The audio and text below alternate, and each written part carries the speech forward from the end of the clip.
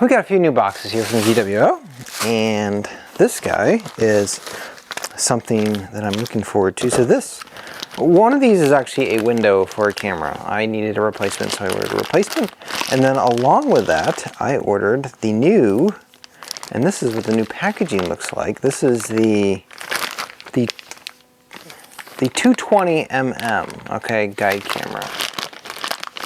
And one of the reasons why I ordered this is because I did a video which has been very popular as to which camera should you buy, okay? Which one's good for multi-star guiding. And I choose the 178. That, in my opinion, is my top pick. And I'm going to test this one against it because I have a 120, a 290, a 178, and then I also have this guy now, which I'm going to try out, and we'll see how it goes. The only guide camera from ZWO that I don't have is the 174mm. Now, this guy here is going to be something special.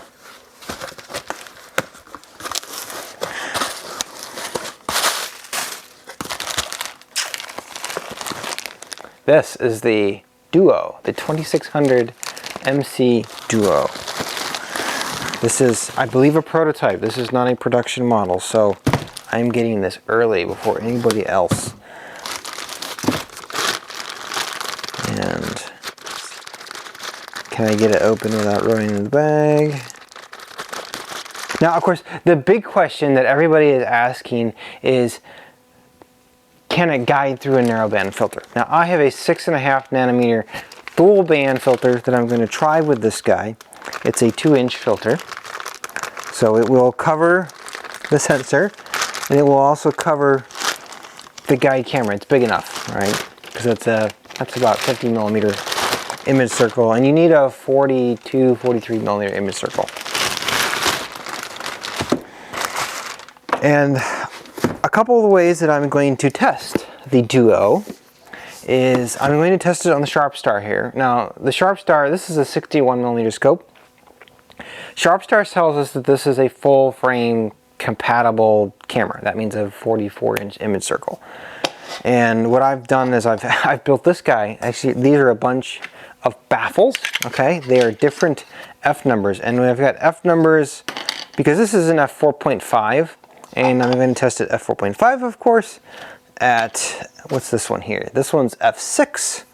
I'm going to test it at f7, f8, and the very small f10, okay? We'll see if this guy can guide through a dual band narrowband filter, and we'll try it at the different f ratios. And I'm also going to try it with this guy here. This is a 120 millimeter ED triplet.